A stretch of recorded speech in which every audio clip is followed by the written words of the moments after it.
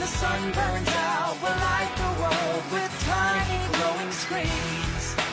Tiny glowing screens, glowing screens. When the sun burns out, we'll light the world with tiny glowing screens. Tiny glowing screens. I've seen a person go to shows and raise a lighter app. But if you're at my concert, please don't ever try that crap. Let's set fire to the heavens, turn the motherfucking speakers to 11. This is Spinal Tap. The future might defeat me, the internet can eat me. It really tastes like chicken when I bite the hand that feeds me.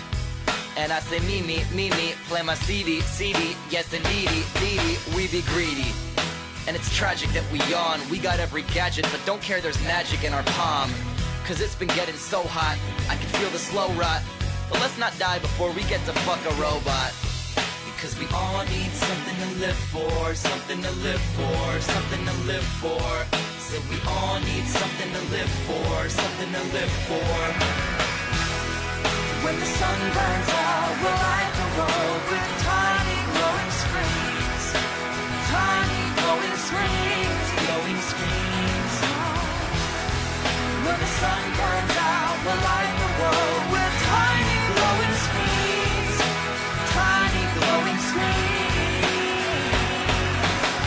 There was a time before the pot really got strong, before the hippies got jobs talking long, before the people talked in English out in Hong Kong, before the holy Dalai Lama had a .com, before God's dad got it on with God's mom, before he made us pretty things on which to drop bombs, before the war crimes, the rich and poor times. I'm talking in the land before time. But then the planet lost its baby fat and got crazy, and we've been acting like some fraidy cats a lot lately. Something'll kill us like cigarettes or the commies maybe, or maybe AIDS or scabies, rabies or zombie babies. Even the KGB pray we be free from ADD, waiting and bathing Hades. No army or navy saving me, and I can't tell our little victories from epic fails. It's either heaven or hell, and I can't make heads or tails. Are we useless? No excuses. We took the peace sign, reduced it to deuces. Are we useless? No excuses. We took the peace sign, reduced it to deuces. We took the peace sign, reduced it to deuces. So raise your peace sign if you're not useless. Raise your peace sign, no excuses. We took the peace sign, reduced it to deuces.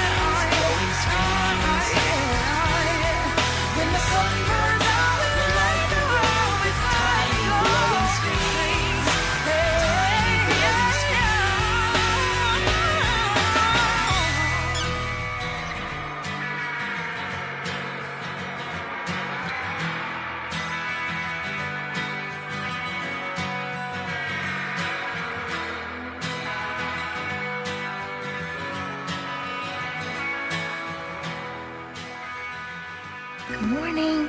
I'm here. Wake up. Wake up. Wake up. Wake up! What is dark matter? Okay, we don't know. That's great. That's why it's called dark. It's exactly. Everyone knows all reputable information comes from random people on the internet. Tell me things, internet. The earth is flat. It's like school in your hand. Okay, dark matter is something we do not know what it is. We believe the dark matter is there, but we have never detected it. Well, what I'm afraid of course, is that there is no dark matter out there. There was one? There is no dark matter out there. We need to think really hard. To think really hard. Well, pitter patter, let's get at her. And a happy Wednesday to you all. Yes, Liz, it is Wednesday, not Friday. I can very specifically remember typing in Friday. So, yeah, take that for what it's worth. It's the Mondayest Wednesday ever. But good morning, fellas. Or the Fridayest Wednesday. It could be that. Or the Fridayest Wednesday. How you doing, guys? Yeah. I'm here. Yeah. I'm good. I was running late, but I'm here. I made it. Well, that was a good song to go get my coffee together with. What was that song? I don't know it. It was called Tiny Glowing Screens, Part 1, by a fella named George Watsky. I think he just usually goes by Watsky, W-A-T-S-K-Y. Watsky. But, yeah, he's out of Northern California. I actually saw him live here in St. Louis a few years back. Yeah. Which part was that? Oh, what's that? There's part 1, part 2, and part 3, and I missed it. Part what? 1 was that one. That was part 1. Why?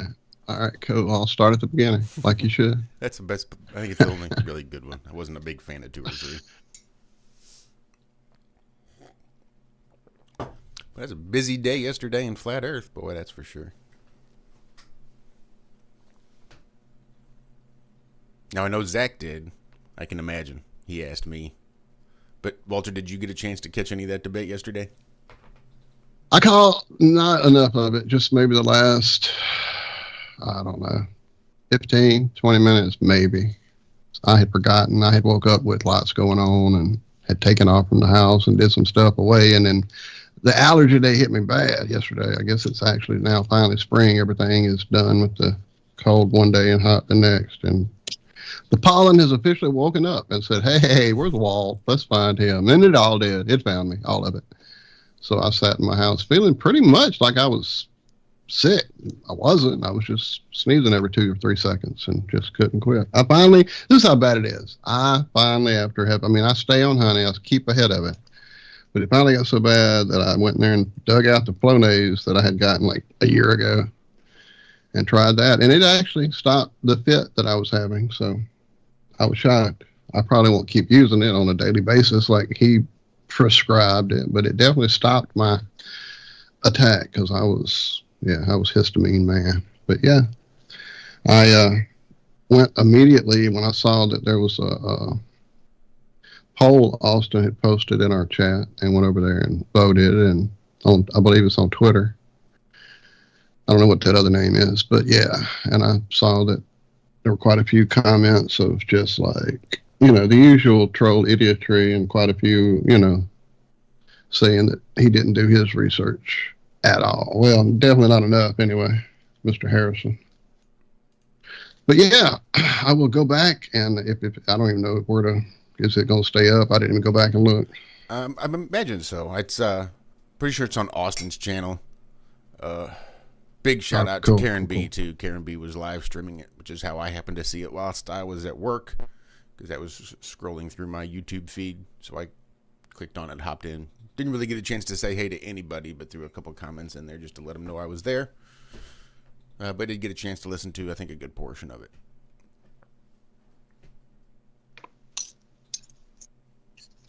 Yeah, I think Austin did really well. As good as could be expected, given the fact that, you're trying to lead a small child by the hand that can't even really walk. So you're like dragging a little child around by the hand. Get a little nursemaid's elbow. Yeah, when he said, I don't really care about the science, I just know that it's like, well, no. That's not how that works. That's not how that works. Physics works in certain ways, and it has laws and rules, and yeah. It didn't go bad, though. I mean, it could have went a lot worse. Austin was able to get his points across. I think the poll was 59 to 41%. I've not even checked it this morning. Yeah, I just checked it a little bit ago, and hey, for being on their platform, I'll take that. I bet they weren't expecting that. No. Hey, is it true that the show ended abruptly? No, Uh-uh. I don't think so.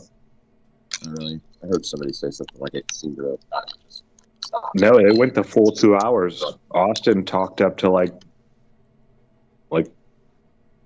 a minute to go. It was like 59, and he let Austin pretty much finish it out. No, I thought it went really well. Yeah, there's a special appearance by Alex himself. Popped in to say some stupid shit and Yeah, pop back you know out. what? Hold on, you guys check this out though. Do you know when he came out?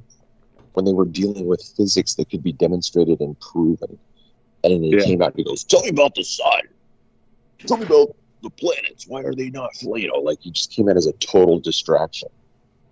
Yep. Yeah, no, Austin handled himself well. Yeah, I thought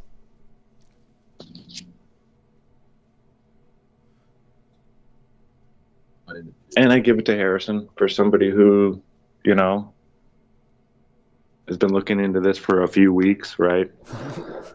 And has done all this studying. I thought he could have conceded a couple points, I thought, instead of just saying, nuh-uh. I love the part when they're like, we'll bring those images and overlay those when we get back from the break. And they must have done that during the break and realized, oh, those do line up. He was talking about the stars' magnetic patterns, how they all overlay in a ferrocell image and will fit in there. And we'll bring that up right when we get back from the break. We'll overlay those pictures because he wasn't believing it, and then they just dropped that. Yeah, it just doesn't work out. You say it does, but it just doesn't. Yeah, it just doesn't. Well, we're going to look at that and overlay them when we get back from the break, and then they just dropped it. They didn't come back and overlay anything, or they might have done that during the break and realized, oh, Austin's right here. Yeah, or it's just a matter of flow. You can't spend too much time getting hung up on one particular point when you've got 14 more points to make in the next 30 minutes.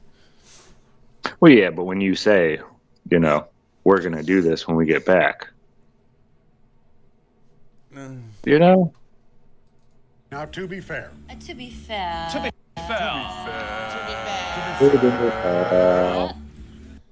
To be fair. I love you that. could probably go back and find a time or two where I may have said I was going to do something and never did it.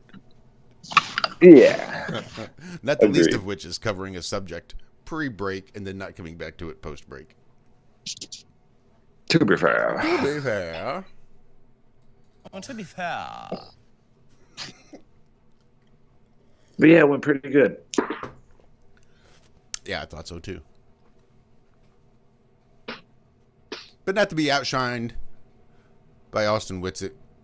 Mark Sargent and Karen B had Stephen Carpenter from the Deftones on last night, which I did not get a chance to listen to yet, so no spoilers. They're always up so late. Right? Bunch of party animals. Dang party animals. Oh. Excuse me. I need to pour some coffee on my brain. So there's lots of stories that were posted in the show prep. But the first one I wanted to talk about was one I just saw right before we went live. And it has to do with a non-compete clause. I just thought this was interesting. Because I decided to wife and I decided to sit through and watch an old TV show called Mad Men. Not too terribly long ago. And about all the ad executives on Madison Avenue.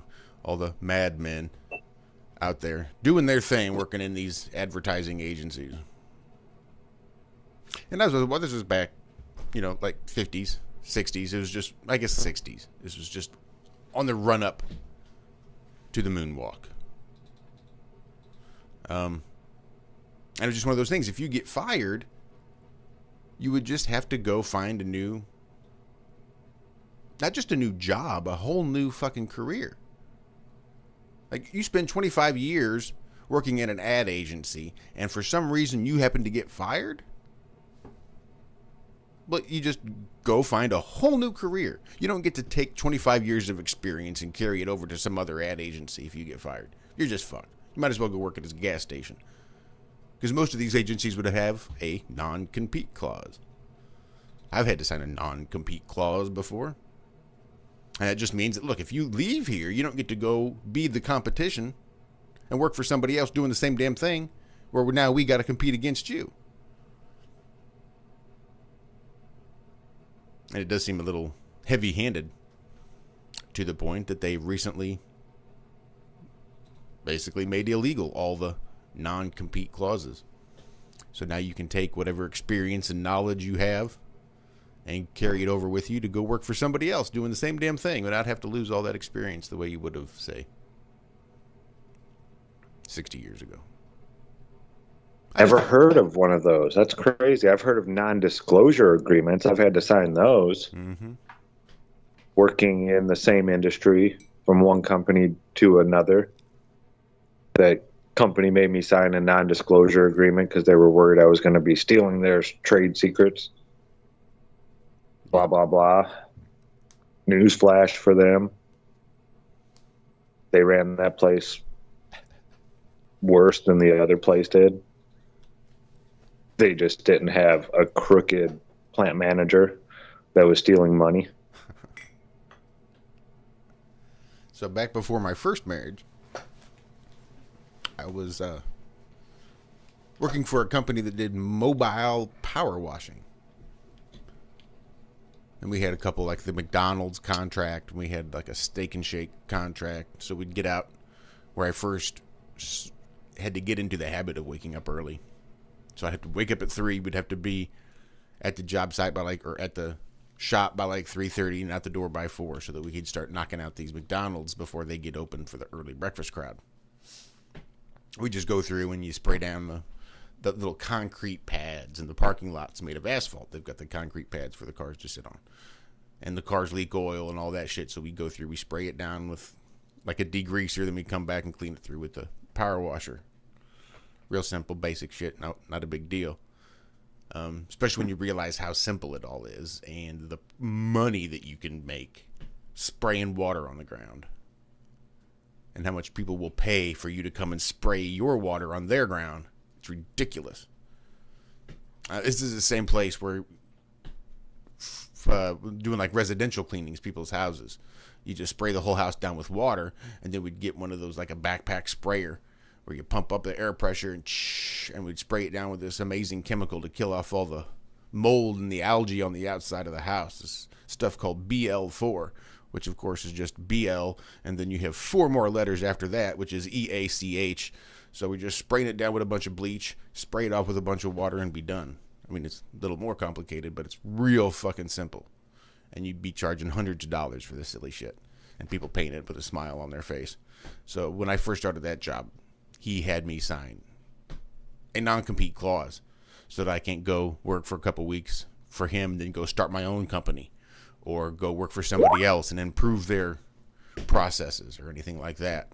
So I think it was 2 years that I couldn't work for another power washing company after I left there. I just thought that was interesting. So it's really cool to wake up and see that the United States has done away with their non-compete clauses. Awesome. I thought so. I got one here that's going to piss Walter off. Uh-oh. It's about biology. Oh, shit. Okay, let me buckle in and strap in. Hold on. All right, I'm ready. I'm trying to find the hook so I can tell you before I have to get to it. Okay. What does this say now? Oh, stupid ads. Get out of the way. What is this? What is this? No. What the hell? No. What the hell? One? Damn it, Bobber. No, it's not going away. So how do I read the top of the article? A once in a eon? I can't read the top head of the article because there's a stupid video blocking it, but it says the process is one of the most important biological processes imaginable as it laid the foundations for all complex life. Mm-hmm. An extremely rare event, which may have played a pivotal role in the development of complex life, has been observed by scientists. Okay. When we think of evolution, we think of a process which takes a very long time to develop. But sometimes things can happen that push life into another stage of development. And in the case of this particular process, it's only happened a few times before in the entire history of life on Earth until it was observed again. On the second occasion that this process is believed to have happened. Oh, you son of a bitch. Scientists think that it led to the evolution of plants. So nothing too big, just something that our existence relies on. So the evolution of plants, or to plants, right? So whatever this was prior to the plants on Earth? Is that what I'm understanding? Okay, so no plants, then plants. Yes. Okay. This was that. Okay. As for the first occasion, that was just the start of complex life as we know it. They're not too high on their horse here or anything, are they? So yes, you have this particular scientific process to thank for the fact that you now have to pay rent. But what exactly is this process? Scientists observed that a marine bacterium was subsumed into an algae host organism. So what does that mean, Walter? Do what now? What was that last sentence again? It was subsumed into its algae host organism. A bacterium was subsumed into an algae host organism. Can you be parasumed? I know you I can don't be know. consumed. I can get the word consumed. I don't believe I've ever heard the word subsumed before. Or parasumed, for that matter. I was just wondering if the opposite of subsumed would be parasumed. Yeah, Oh, subsumed is a word that just means you're taking something into your umbrella, like under your umbrella. You're bringing it into your area. You're subsuming it into your organism. It's just like what an amoeba would do to like a grain of sugar. It would just subsume it into itself. As What I do opposed to a hoagie. not consume. Is what you're saying. No. Where you would take an organism and take it into yourself. Kind of, but I don't think it. Well, I mean, I get the difference. Yeah, one is like digested. And so is it staying its own? Yeah, right. One becomes parts and goes everywhere else, and one becomes what? That's what I don't understand. Is what is the function afterwards? Yeah. What's going on? It then co-evolved with it, and here's the hook: for long enough that it can be considered an organelle. So it didn't become an organ of this whatever, right? This moss or whatever, algae. But it co-evolved. It stayed inside of this algae, and they both stayed alive for long enough that it can be considered an organelle. So I doubt that's still alive, or else this would have been real news. Remember, folks, 98% of all this shit we cover here is made up hoo-hoo. No scientific backing or basis to any of it. It's just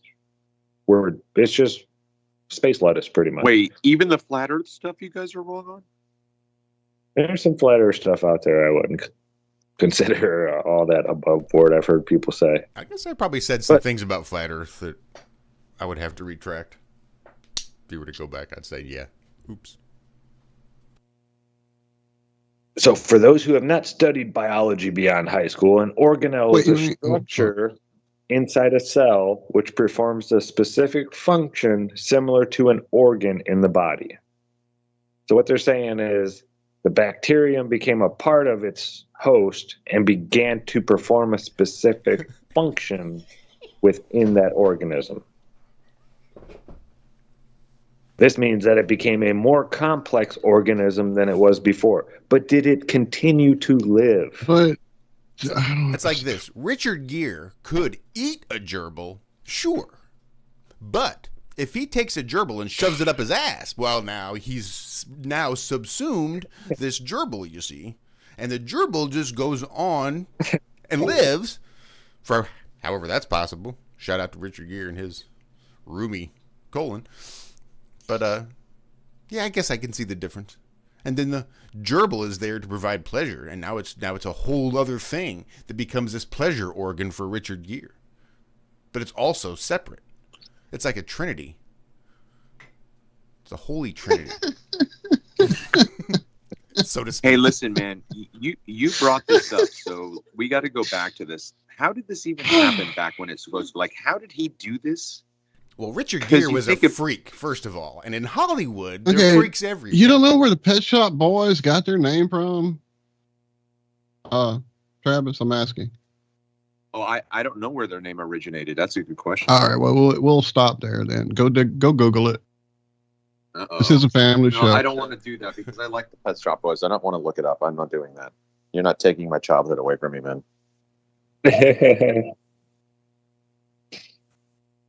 And then it goes on to talk about just to give you the validity of all these scientific papers. The next article in this thing says, scientists reveal Antarctica's tallest active volcano is blasting out gold that could be worth a fortune.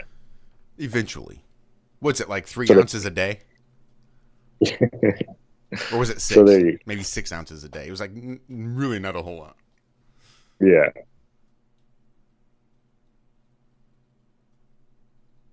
It's just funny. Good stuff. That's exactly why you can't just have people running down there willy-nilly. That's just free gold.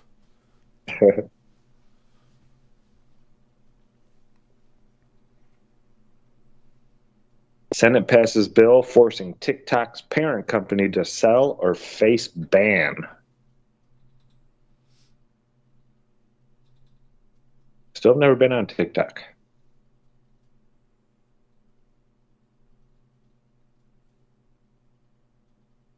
I may have gone over there and just maybe watched one without signing in because I don't have an account. But I guess technically I've been over there. Yeah, I think I've clicked on a couple that David has sent me. Electricity stuffs. But yeah, I never created the account or anything like that.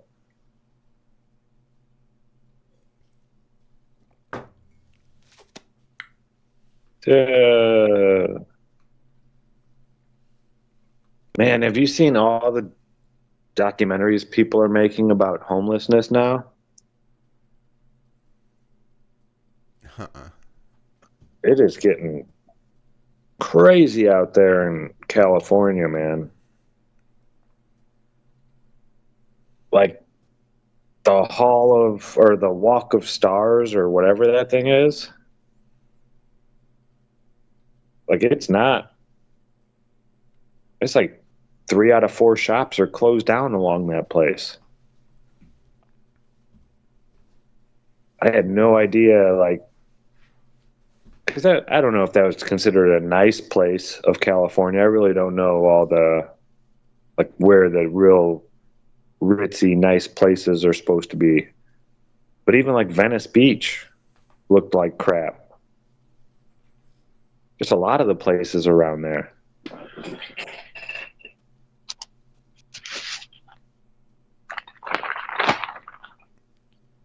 And the drug use. Good Lord. How could you see somebody looking like that and be like, oh, yeah, I want to try that? That looks like something I would like to try.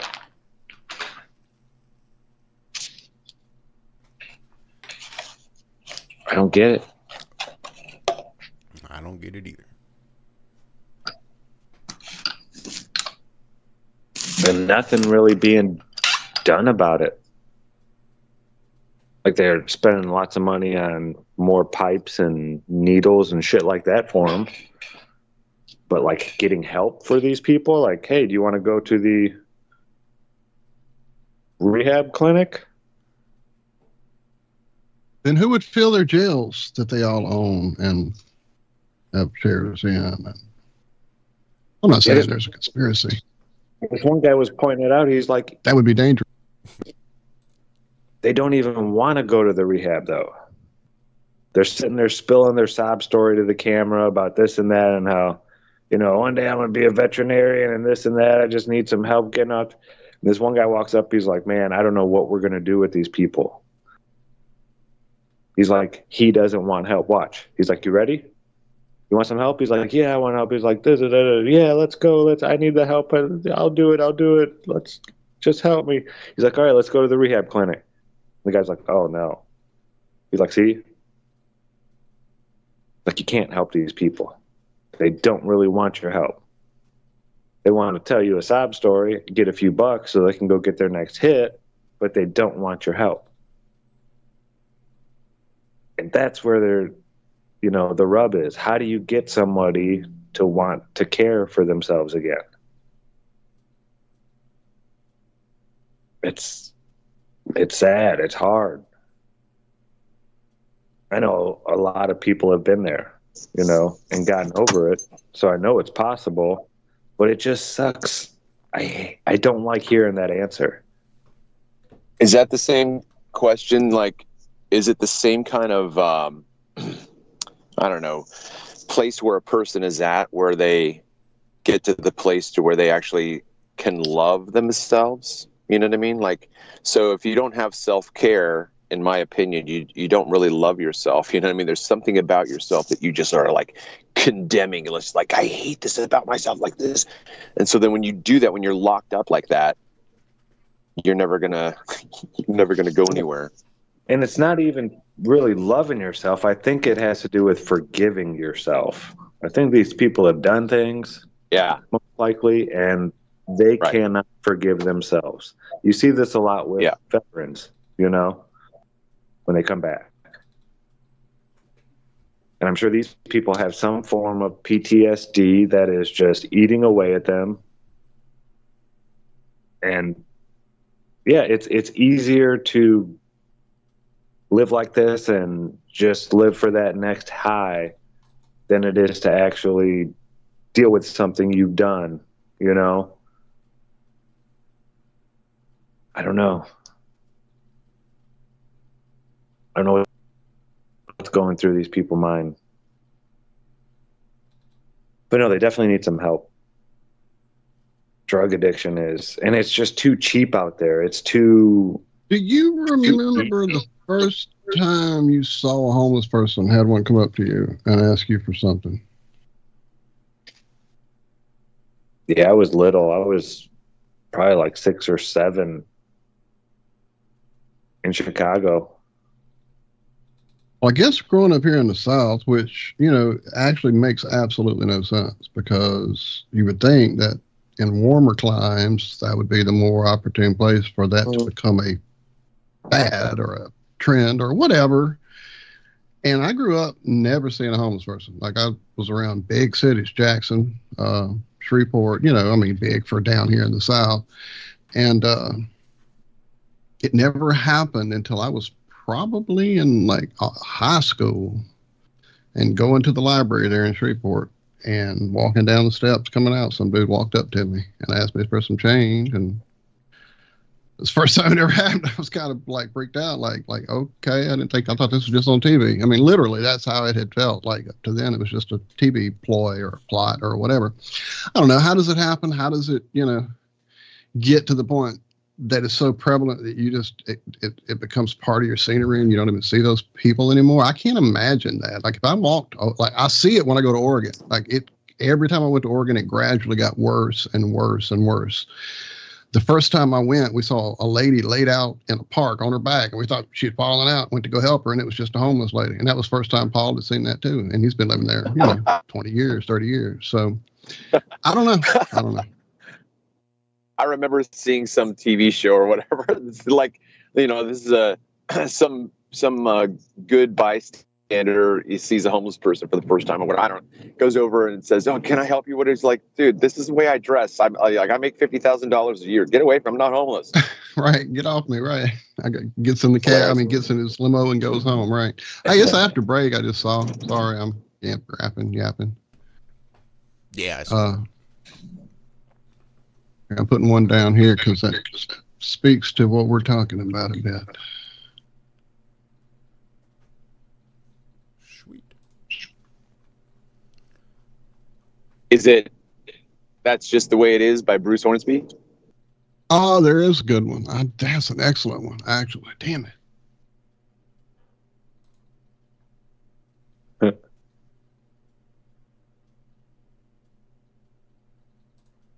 Man, I went down that rabbit hole. I used to love me some Bruce Hornsby. That dude, there was way more to him than just the radio songs, if you never check him out. Who is his accompaniment? The Rain? Yeah. Bruce Hornsby in the Rain? Yeah. Absolutely. Something like that. The first half in the books. Stick around. We've still got more of the show right here. freeworld.fm. We'll be right back. Always feeling so uncontrollable. The situation tends to be predictable. Love slips through chain fingers. That's how it's always been. Well, I can't seem to tear myself away. Living in the past with my mistakes, but they always find a way to numb the tension. Bury thoughts alone under the skin till pain the damage done to my defense. Tempers a dolphin, I concede. Not mine.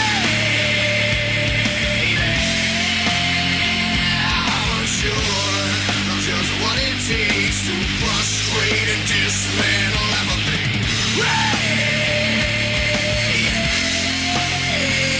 Wash away the temptations before I let them get the best of me. Yesterday's accomplishments placed by tomorrow's burdens.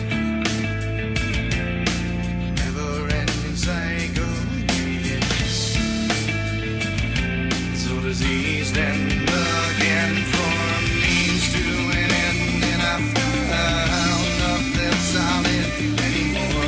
All that's left is time to confess that maybe I'm sure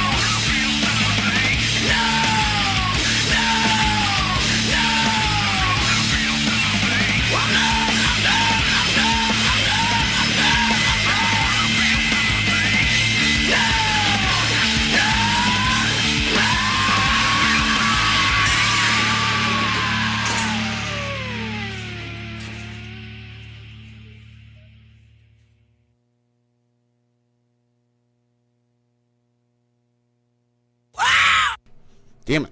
Welcome back. This is the IRONWORX right here, freeworld.fm. That was a rocking song there, Walter. What happened? So that one was rocking. That was quite boisterous. Yeah, they band Cinch, they get deep. Years ago, I saw an interview and they were talking about this very song, "The Silent Acquiescence of Millions," which, I mean, the title itself ought to tell you half the story there. And and it's kind of, that's what he experienced, was the world around him as it, crumbled, and he'd come across homeless people and just see no one trying to figure out what to do and how to do it and how it affected him, and then seeing it from their point of view, and that's part of the lyrics. And it's really something else.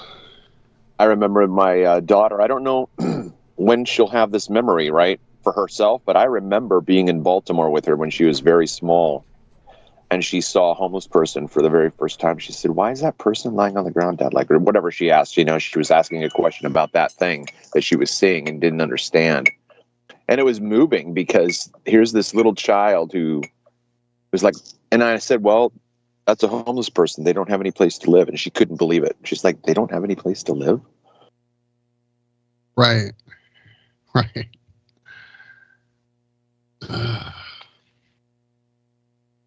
And then we also have to look at the flip side of all of this. There are those people who got fed up with the whole bullshit of it all. And you speak to some of those people and they're more intelligent than the person you're working with every day, kind of thing. They have just gotten fed up with the world of bullshit. I think that's a lot of what, like, if you look back to the hobo movement, with all the hobo signs and the encampments, and I think that's why they did their best to break that whole thing. Of course, the train system moving on and declining like it did had a lot to do with that too. But if you haven't looked into the hobo life and where it kind of origin, like, tell me about that. Like, is there an era of time in the past that was labeled the hobo train, like the orphan train? Like, it's like we don't. Their own alphabet, like signs, symbols. Yeah. I saw that in a show. That was really interesting. Yeah, I met a guy who I would consider him a hobo. He rode the rails and all that, but he had tattoos all over his arms of all these different symbols. All the symbols, that's what's up. Yeah. Like, safe to go here. This one, you can get food in this town and you won't be bothered, and this and that. Right. And this lady's extra nice, if you will. yeah.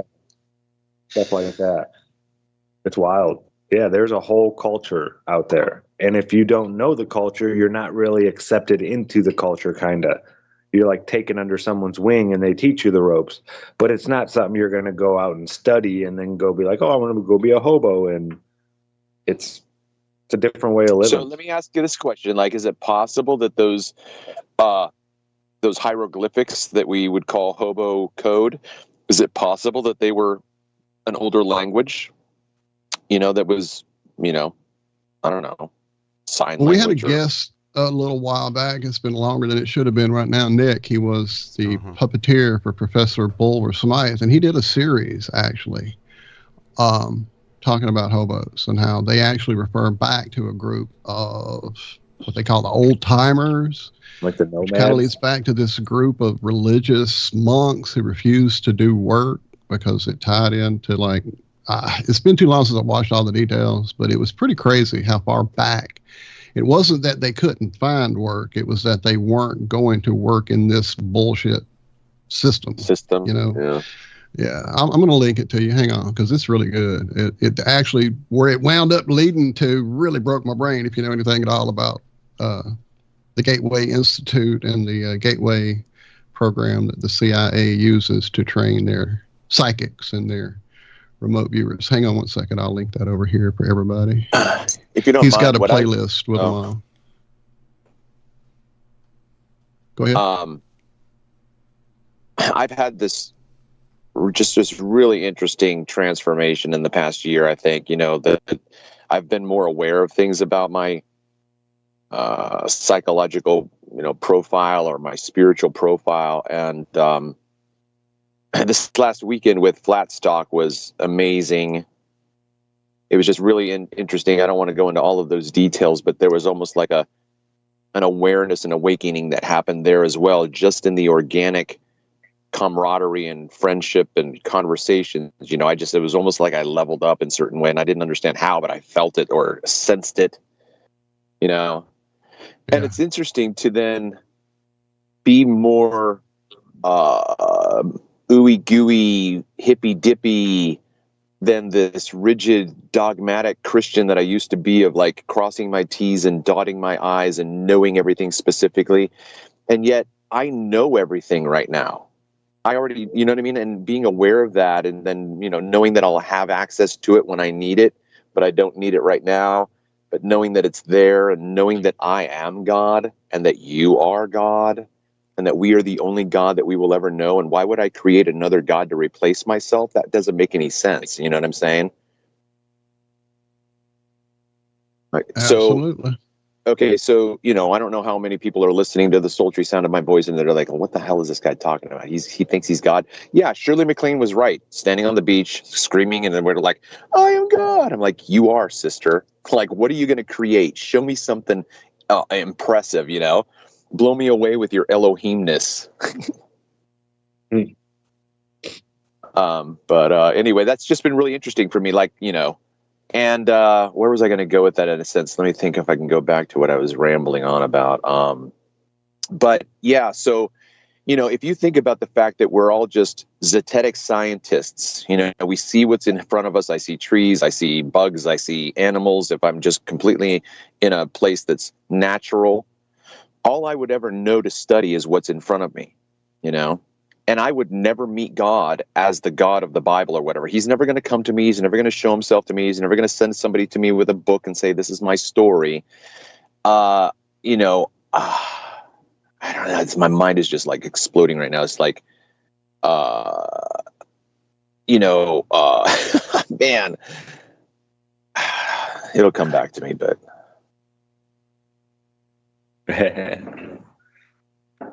Well, before we hit the next break, we're going to do a little... Don't forget... Oops, sorry. Go ahead. Well, I was going to say, just, don't forget, if you go back a couple of weeks there, we actually spoke to a gentleman who spent a considerable amount of time homeless and is now currently prepping himself to leave a home where he's warm and safe and dry and go back out into that world. That's and right. Nice. Nice. Go That's back awesome. and talk to That's Horace. right. Shout out to Harry, man. Oh my God, that guy is amazing. Those stories were just so inspiring. Mind blowing. Yep. So sorry, Zach, but yesterday I had this amazing experience that I think would be akin to what, Harry did. Okay, so check this out. This all happened in my head in terms of my interpretation of it. And I picked up this man and his two children, and I thought he was taking them to school, but he's on the phone with his brother and he's just stressed out, and he describes a relationship with this woman that I think is the mother of these children, and his description of her made me feel like he was married to my ex-wife. I'm like, oh my God, this guy is like in a relationship that is not good. You know what I mean? I could just hear it. So he gets off the phone, and I said to him, based on what I heard him say, I said, look, man, I am at your beck and call. If you need help with transportation, I'll take you wherever you need to get these kids or whatever, man. I'm here to help. And you could just see his whole world, the clouds just disappeared and the sun came out, and it was just like, relief. You know who I felt like right now in that moment? I felt like the Flash. I felt like Spider-Man. I felt like Superman. I felt like Wonder Woman, because there was somebody who needed something, and I, like the Flash, didn't even think. I reacted, and I saved that person to a certain extent, right? And so then I'm not putting all these pieces together right then at this moment. This is just this existential experience. Like, I'm fucking goddamn Superman, man. I just swooped in and saved this guy. That was amazing. Like, I should do this more often.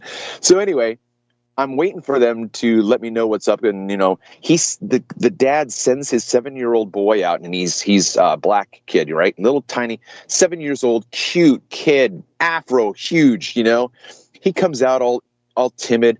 "Excuse me, sir." I turn around. I'm like, "Yeah." I said, "Hi." He says, "Excuse me, sir.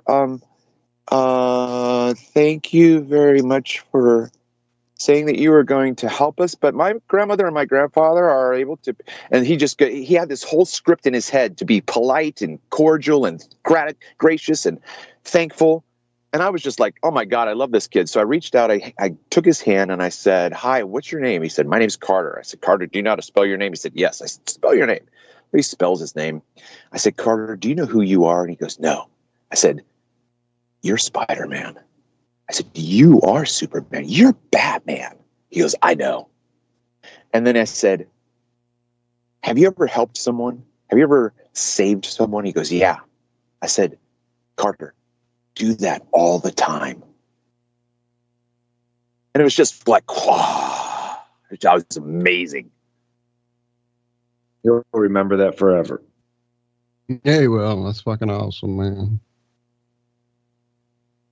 Very awesome. Little imprints. Oh yeah, so okay, we got like 5 minutes. Cool. So we're gonna do math with Elon this morning. Elon said that, this is in quotation, talking about the Cybertruck, we're likely to do probably 250,000 a year. I think, maybe more. Again, very much dependent on what the demand is like. Now, he said this in 2023, later adding that the company could deliver up to 500,000 trucks a year. You know, just flexing those muscles.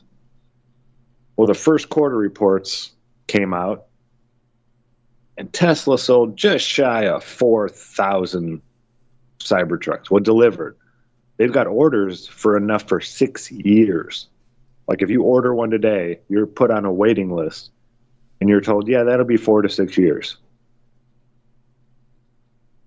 So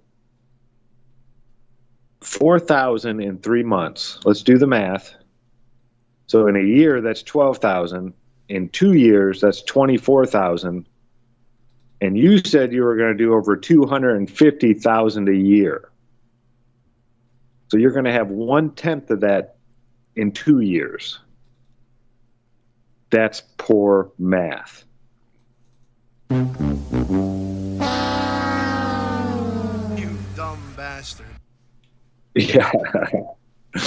Oh, man. Why do people think this guy is so smart when he says stuff like this? And of those just under 4,000, all of them have been recalled. Because the clip on the little plastic covering for your gas pedal breaks real easy.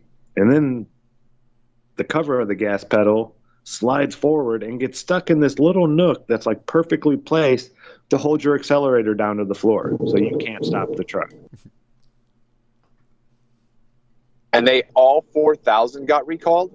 Yeah. Yep.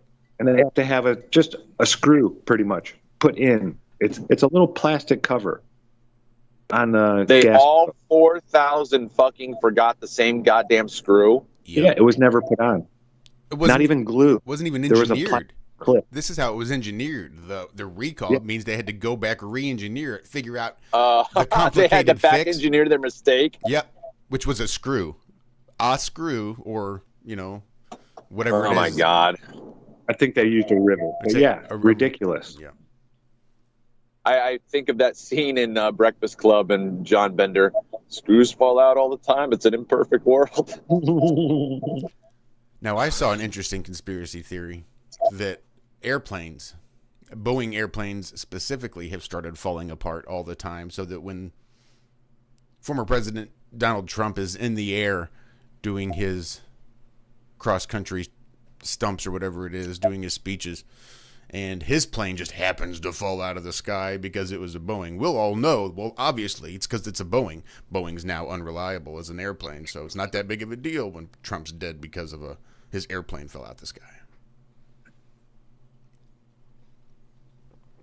I just thought that was an interesting little conspiracy theory. Yeah. Is that the same airplane that Leonard Skinner was in, and Buddy Holly and John Denver? They all flew the same planes. They was all Boeing. I'm just kidding. Richie Valens. Right. Every time I have to take a puddle hopper over to Texas, when I go to Oregon, I used to take a little tiny plane from Lafayette over to Houston or Dallas and then get on a real plane. And that's what Paul always reminds me of. Like, go get on your Buddy Holly plane. I'm like, thanks, Paul. Thanks, man. I've never been on a small plane, ever. Yeah. It's cool in that, like, they'll give you a little bit extra attention, or like they'll just hand you whatever. I was drinking alcohol on a flight, which I had never done before on one of those small planes. They were just passing it out like nothing, unlike on the big plane where you had to pay for everything and they have the card machine on their waist and all that kind of crap. I mean, it was, yeah. Was it but it's so also more bumpy was, and yeah. What kind of an airplane was it? It wasn't just like a Cessna. That wasn't really. It was like a passenger. It was a small jet, yeah. It was a small small jet. Yeah, a small. Yeah, I'm trying to go look up what they have out there right now and see what they're called.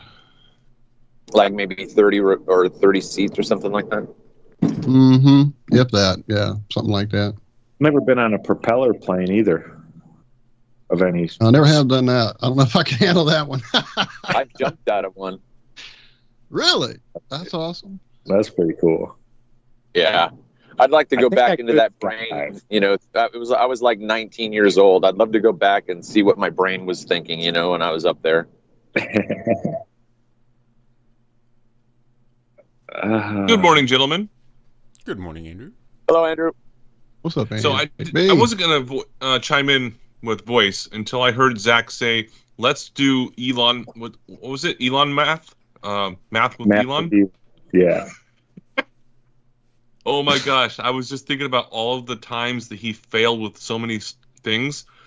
That would, like, you could do like an entire segment every single week with that. You dumb bastard. I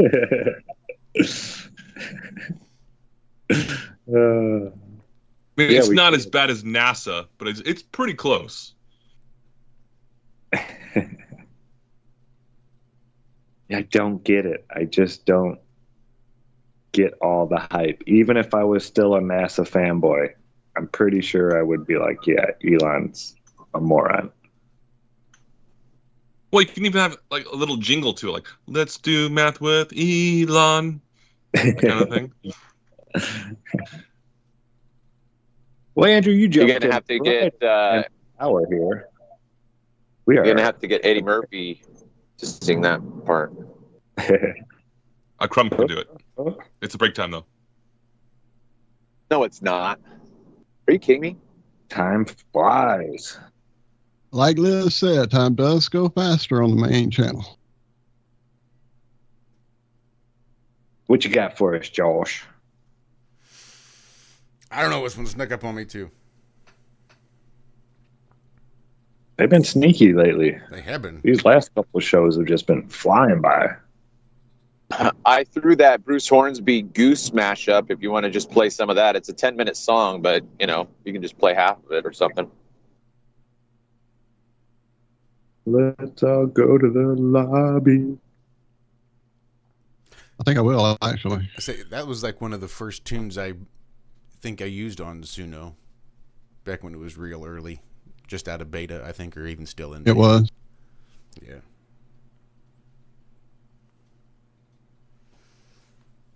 All right. I think I found one. I like the death metal version of that. That's in the Aqua Teen Hunger Force movie. All right, well, this is approximately the halfway point here on the IRONWORX freeworld.fm. Here's a little atmosphere for you. She left hell to spend a weekend on Earth just for kicks. Sexy little bitch, shorter than expected, about 5'5", good and thick in the breast and thighs. Beautiful, dark eyes, a strong stare, large lips, soft hands, and long hair. I said I'll make you smile for the simple fact I'm good at it. I'll make you smile just so I can sit and look at it.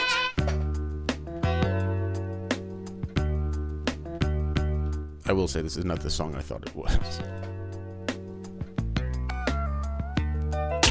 I will show you all you need to know. You must hold on to anyone that wants you, and I will love simple and the struggle, but girl, you gotta understand the modern man must hustle. I will show you all you need to know. You must hold on to anyone that wants you, and I will love you through simple and the struggle, but girl, you gotta understand the modern man must hustle. Who cares what Jane says? She always spits the same spit. I'd rather kill the radio and listen to the rain hit. Little sister needs seclusion, somehow she'll discover it through the pop music. Got used to the feeling of falling, but you'll never see her following. Bouncing back and forth between the healing and the hollering, riding the outer ring of your own private Saturn. Thoughts scattered all across the gray matter. Little baby doll, she doesn't know what to say to y'all. The patience is short and of course the pride is way too tall. Break it all, smash the past like it was made of glass. Ain't no other way to make it last. It hurts to watch Lucy lucid dream. I've had the pleasure of seeing our hero kick and scream, and when she calms down, I'll turn the sound down and put my arms around the little lost and found, and I'll tell her that I will show you all you need to know. You must hold on to anyone that wants you, and I will love you through simple and the struggle, but girl, you gotta understand the modern man must hustle. I will show you all you need to know. You must hold on to anyone that wants you, and I will love you through simple and the struggle, but girl, you gotta understand the modern man must hustle. Hush, little lady, don't say a word, or the rest of the village gonna know you're disturbed. And if you let them know that you're vulnerable, then there ain't no stopping how far they open you slow. I'm a chapter in your textbook, read me like a checkbook. Mistook, love at first sight for a sex look. Enough of the blind man's bluff, I want the good stuff. Trying to hook up a full belly and a foot rub. The modern man's hustle, I dig it, I shovel. Feed me your troubles and need me to cuddle. Bundle up in my mitten and coat. It's cold as it get, I keep your winter afloat, so let the snow fall. It's coming down. She doesn't wanna understand why I still come around. She look at the mirror, she don't see what I see. She holds no history of how precious she be. Lay your head on my chest, speak of the stress. Kick your feet up and rest before we clean up the nest. I hate to see you upset, it cramps the position. And if you didn't know, you better listen. You better listen, cause I will show you all you need to know. You must hold on to anyone that wants you, and I will love you through simple and the struggle, but girl, you gotta understand the modern man must hustle. I will show you all you need to know. You must hold on to anyone that wants you, and I will love you through simple and the struggle, but girl, you gotta understand the modern man must hustle.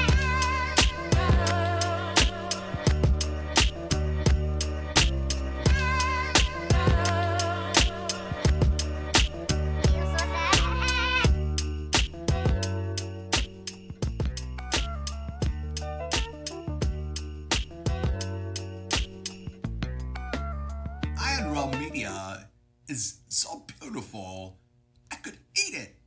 You know, sometimes people come up to me, they say, "Hey, Chris." And I say, "What?" Well, what would you say? They say, "Hey, Chris." I say, "What?" They say, "How do you start your mornings?"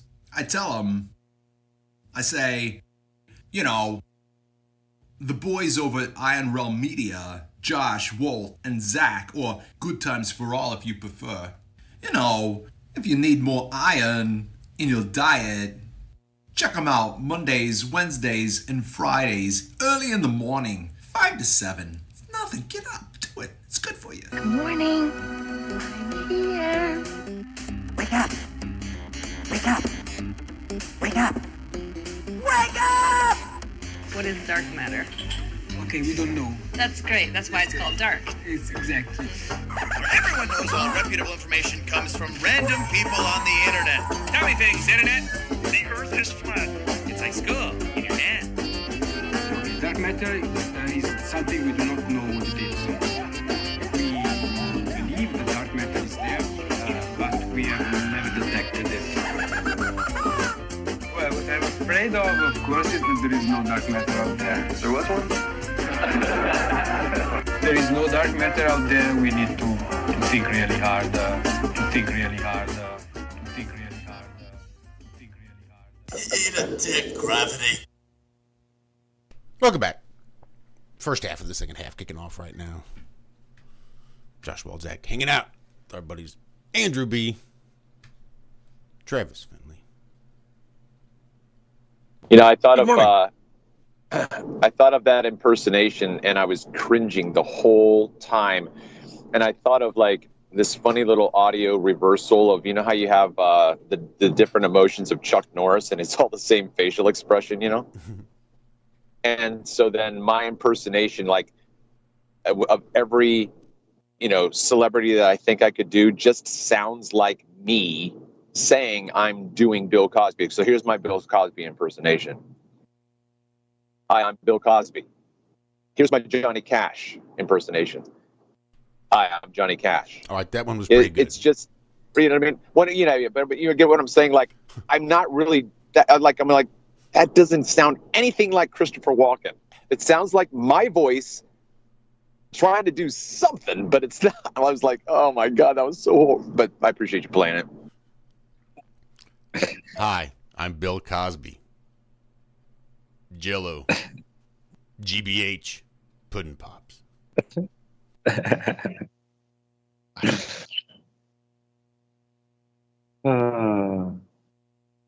Now that would be an interesting Mandela. Bill Cosby never endorsed Pudding Pops. That would be one that I would fight for. I'd be like, no, goddamn, he did. I remember him doing his little jiggly dance and his little pursed lips. You know, I could totally see Bill Cosby. Yeah. Hey, so I'm probably going to piss you guys off when I say this, but I've never seen the movie Network. But I just downloaded it. Fuck! What the fuck is wrong with Man, you? you get off my show, fucking Andrew. That's garbage. But I downloaded it. I haven't watched it yet. I've only seen that one little rant when he's like open the window and say, I'm not going to take it anymore. I think it'd be really funny if someone were to do like a parody of that, like turn into ironrealmmedia now, like that kind of thing. A little rant like that. I don't know. Are you a cinephile, Andrew? I don't know what that even means. I mean, like, are you truly like a lover of cinema? Because if you're not, okay, well, just then I'm going to give you forewarned. Like, Network is a particular style of movie that not too many people would sit through. So just be forewarned. Okay. Interesting take. It's a psychological movie as far as I can tell. Now, I loved it. See, I never even loved consider stuff like that when I recommend stuff until after the fact. When they say, oh, it was kind of slow or it was kind of whatever. It's like, yeah, well, it was movie making 30 years ago, and that's not how they're made anymore. And so I can get that you didn't dig it. 40 years ago now. Came out in 76. Well, yeah. I'm just saying that idea of just warning them ahead of time. Look, it's going to have some long, drawn-out shots. There's going to be some pacing you're not used to. Yeah, that's a good idea, Travis. I like that. Oh, man. No, I used to work at Blockbuster Video. But go ahead. Yeah. Well, yeah, I used to work at Blockbuster, and I've watched a lot of movies because we just got free movies to rent. So that's what I did when I worked there before they went out of business. Well, before I went into the military, but I wouldn't consider myself. It's your fault. You went to the military and cinema, Blockbuster blew the fuck apart. Thanks, Andrew. I was their downfall. That's right. Because I didn't pay for anything when I was there, including candy and soda.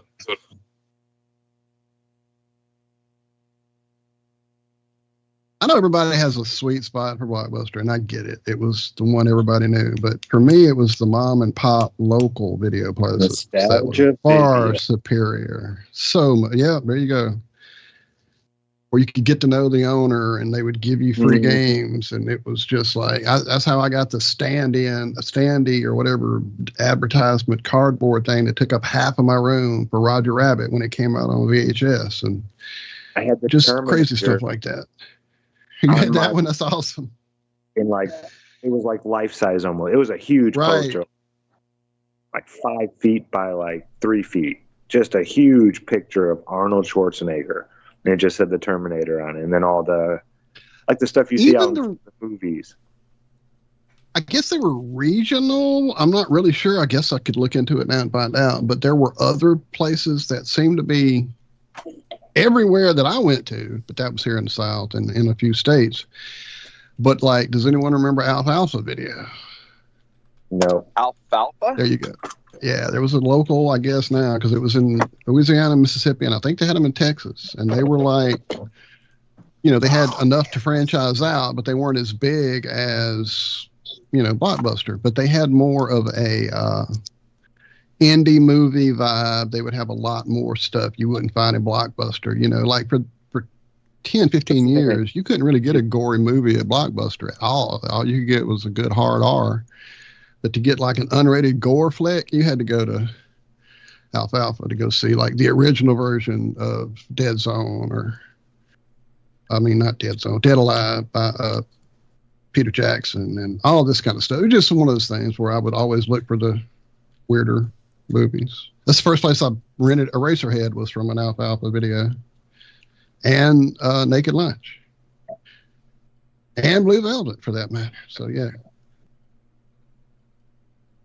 they just had more obscure, hard to find titles. And then there was even one in Jackson that was it seemed like it was only there in Jackson. And man, they not only had they were like a combo movie rental place and memorabilia. They were like, what was that place in the mall that had all the stuff? Suncoast Motion Picture Store. They were like that, but they were also a video store. But you could buy like movie posters and crazy toys and figures that weren't anywhere at all else.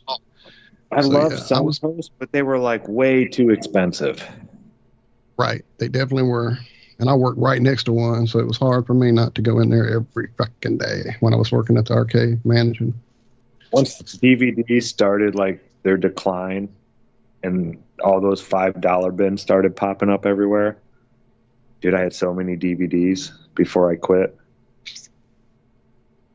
Like every 80s I was movie. the guy in Suncoast going to that back corner looking at the letterboxed VHS cassettes that were in the gold box with the THX sound that would do the whole surround sound thing. Those were a very limited run of the glory days of VHS when it was awesome. You could get a full movie, no pan and scan. You had to look for them. I still got them all too. I wonder if they're worth anything. So I found this article. Thought it was interesting. From futurism.com. Former NASA engineer says he invented a thruster that doesn't require propellant. Says we have some questions. Does he just move his hips back and forth? Something like that. Here, I'll tell you.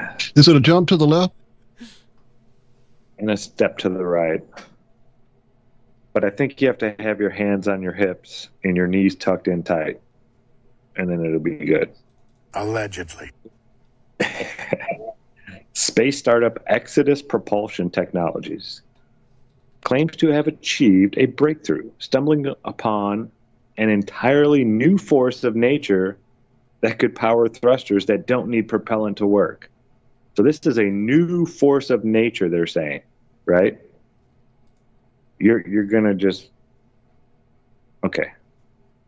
A former NASA engineer who's worked on a number of major programs, including the ISS, the Hubble, and the Space Shuttle, said the discovery could be a major turning point in humanity's quest to explore space. Bueller makes some wildly ambitious claims that will likely face plenty of scrutiny from the scientific community, and it's unclear if his startup's claims will survive. He says Isn't this what we've talked about in terms of continuing the story for future generations? They have to keep inventing these things to keep this space idea of exploration going. And so now we're just seeing them add in another chapter, right? That's what you're doing right now. Yeah. But this one, there's a hook on this one. So he goes on to say there are rules that include conservation of energy, but if done correctly, one can generate forces unlike anything humankind has done before. It will be this force that we will use to propel objects for the next 1,000 years until the next thing comes. The startup recently presented its findings at the Alternative Propulsion Energy Conference, a highly unusual anti-gravity club that attracts some of the biggest names in the field. The team's drive, which it says uses... Okay, come on. Read that sentence over again, man. That's too good. Read that sentence over again. I want to be a member. A highly unusual anti-gravity club. Where do I sign up, man?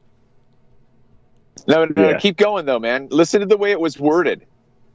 That attracts some of the biggest names in the field. Right. Gravity attracts field. I mean, it was just, come on. So the team's drive, which it says uses electrostatics to enable Bueller's new force, isn't exactly a powerhouse, producing a mere 10 millinewtons. To put that into perspective, holding a mass of about 100 grams or a medium-sized apple in the palm of your hand exerts 1 newton. So 100 times that force of the weight of that apple is how much it can create using electrostatics, it says. This is not a new force. I mean, electrostatics, that's Coulomb's law. That's old. That's like, we're getting, 20 years away from the 200-year anniversary of stuff like that. Years away, something like that. So what's the difference between a Coulomb and a Newton? Just the amount. Like a Coulomb is 1 amp traveled in 1 second. That's a Coulomb. Can I, a little more specific? Now, a Coulomb is a whole different thing here in South Louisiana. 6.28 times 10 to the 18th electrons per second is 1 ampere. Yeah, like I don't even understand that. How the fuck do they measure that? I know, that's what I'm saying. Like when you said that, I felt like I was listening to you speak Chinese. I'm like, what the fuck does that even mean? 6.28 to the 10 to the it's 6.28 to the billionth, which is trillion quadrillionth. No, it's more than that. That's just absurd. I don't get this, man. Trillion, quadrillion. What's after that? I don't know. Can we talk about real things now? Yeah. Oh, you want to talk about real things? Hold on a second. Can I share my screen? Yeah. I ain't in charge, but yeah, go ahead. Okay. Yeah, go ahead, man. Encourage you to. All right, here we go. Wait, wrong part. Here we go. Share. Here we go. I need to share with sound. Okay. Okay. So this is good. I'm not going to play it for very long, but you'll get the hint very, very quickly. And I did fast forward to a certain point just so you guys can get the gist of it. Commentary. All commentary on this channel. To maximize spacecraft travel. Here's more on the mission from NASA. A NASA mission is testing revolutionary technology. So this is cool. We're commenting on it in an intellectual and educational way. The Advanced Composite Solar Sail System introduces a new way. We are changing the original content. We are changing the original intention of this content. This is great. It's You know, probably look made, at that funny thing. It's funny. that was made out of breakthrough nanofibers. I'm pretty sure I saw this show. As these particles bounce off the reflective. Is it carrying somebody's Bouncing brain? ballies. This eliminates There's a shoe insert you can buy that'll stop that. and makes it possible for spacecraft to travel indefinitely. I saw it on Shark Tank just Sail yesterday. is stored inside a spacecraft. What? It's a inside box. the microwave oven. A cube, interestingly enough. Fiber booms Just are think Is this Iron Realm Science Mystery Theater? Yes. Yeah, it is. We're going to stage nuclear explosions. Okay, so that's all I'm going to show unless you want to hear more of it. It gets worse. I didn't want to hear that. No, that's good. Oh, okay. I'm trying to keep breakfast down. Yeah, I've seen that before, Andrew. Oh, the okay. solar sails. Hey, Andrew, I think we're more upset with you for showing us that than telling us that you haven't watched Network Then yet. that you didn't know. Oh my Network, goodness, right? Yeah, I'm man. losing points. You are quickly falling in status here. Yes. Remember the movie Armageddon with Bruce Willis? Wasn't that Armageddon? Yeah. That was. And the NASA engineer had the solar sails. It had the, like, And he's like, Yeah, they really, told him, guys? to get out of the office or something like that. Aren't you NASA? Don't you got guys just sitting around thinking about shit? Then I just had a memory. I remember taking my kids on a field trip. Not for me, but the school took them, and I was a chaperone. And we went to the Greenbelt NASA location just outside of D.C. And I remember going through it, and then we got to the part of, I think, the Hubble or something like that. And the woman who's describing this, that, and the other. Remember, I wasn't woke yet. I'm listening to her, whatever, but I'm intelligent. And she breaks down how this thing was working, and I broke down the physics, and I'm like, excuse me, how does that work? Because I'm like, did you just say what?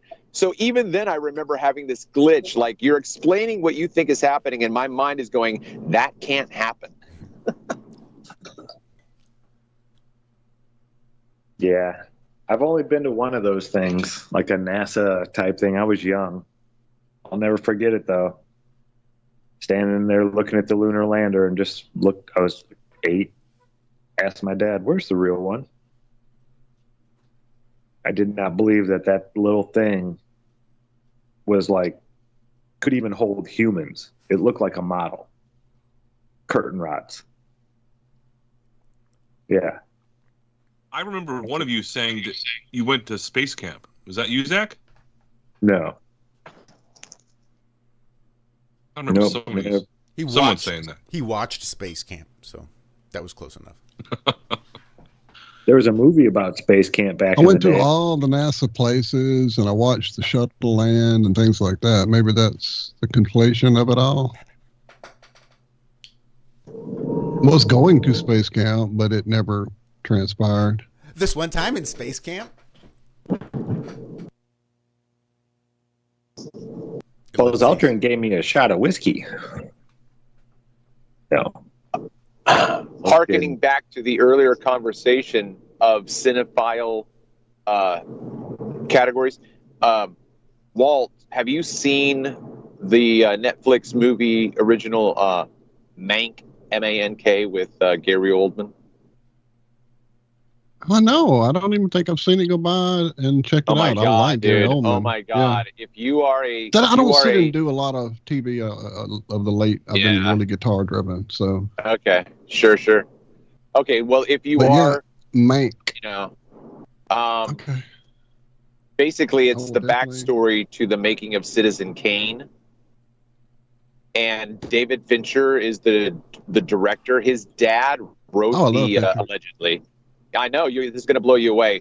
I wasn't ready for it, man. I was not ready for this movie, and I watched it immediately again. It was so amazing. No shit. All right, I have now got it in my ready to watch list.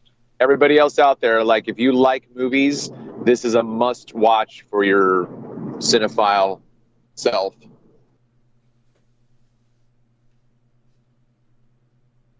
And I mean, I think what you're speaking about is what I speak about too. I mean, a lot of people watch movies.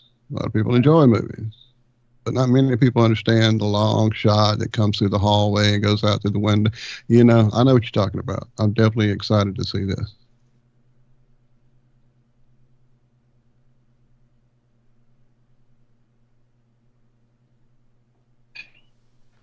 I even noticed in movies you shouldn't notice shit like that in. I had rewatched RoboCop recently, and dude, that opening shot when they go through that freaking police station when they first go through it. Watch that movie again and watch that shot, dude. It will break your brain how amazingly they had to synchronize that and how they had to set it up, and that was a hell of a shot. Yeah, it's really funny, the artistic flares that even I know that RoboCop's a cult classic and whatnot, but it was, so grandiose in the 80s and over the top or whatever. And yet there's diamonds in it. You know what I mean? Verhoeven's a genius, man. Oh no, you're roboting away right at the best part. No, come back. Really good. No, we're not getting it, man. It all roboted, all of it. But I was thinking about this. And he's not hearing me because he's roboting. What? You've been roboting this whole time. Am I? Yeah, it's not better. Go the other way. Take a left. No, I'm kidding. Oh, man. Damn it. You're breaking up. He's breaking up. Well, Voyager 1 finally phoned home after being silent for 5 months. Oh, they killed it last month. No, NASA gave it another update. What is it, like 1 trillion miles away or some stupid shit like that? I know it's way out there. While the Voyager 1 spacecraft still isn't sending valid science data back to Earth, it is now returning usable information about the health and operation status of its onboard engineering systems. Right. So why don't we use the batteries we use in this thing and like really important stuff here on Earth? I mean, we paid for all this research and development with our tax dollars.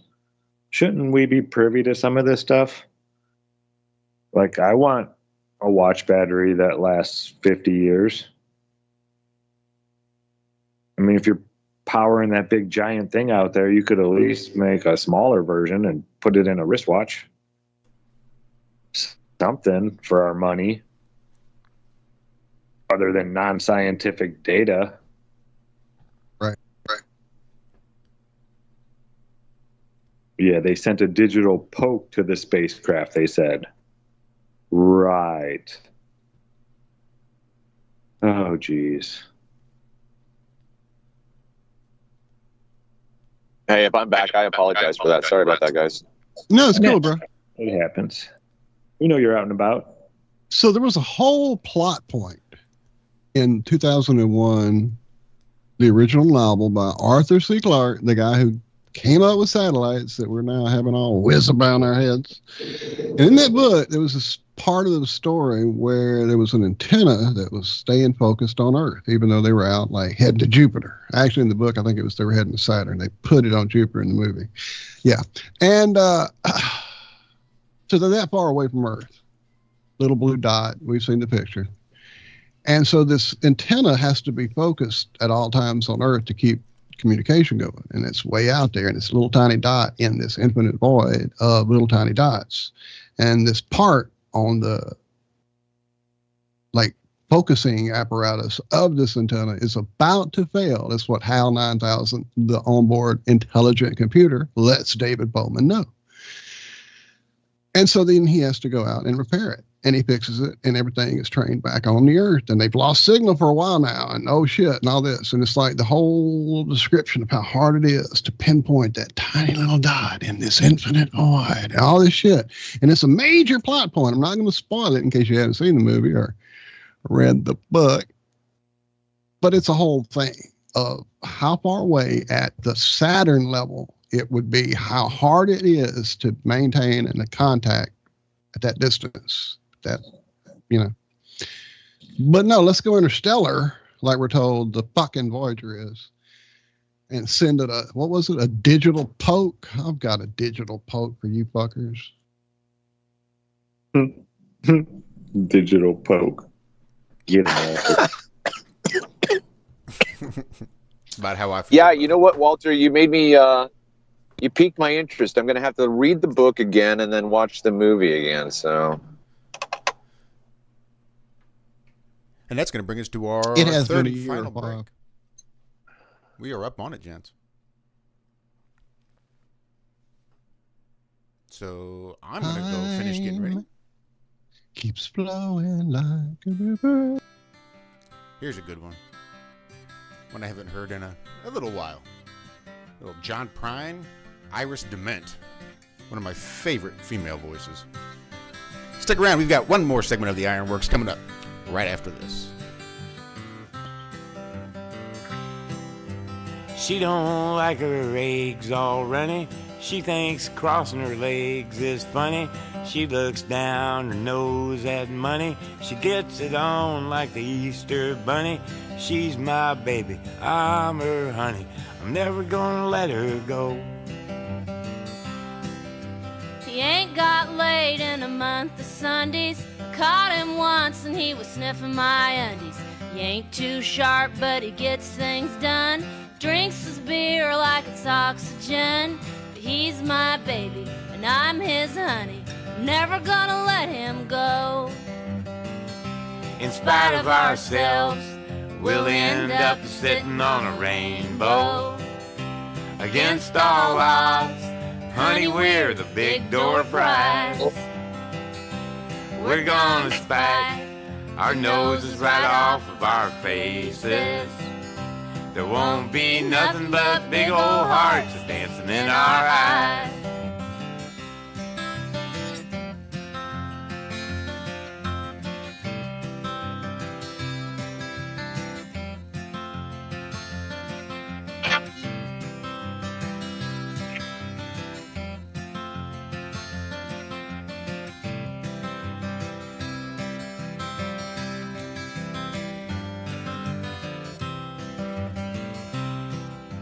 She thinks all my jokes are corny. Convict movies make her horny. She likes ketchup on her scrambled eggs.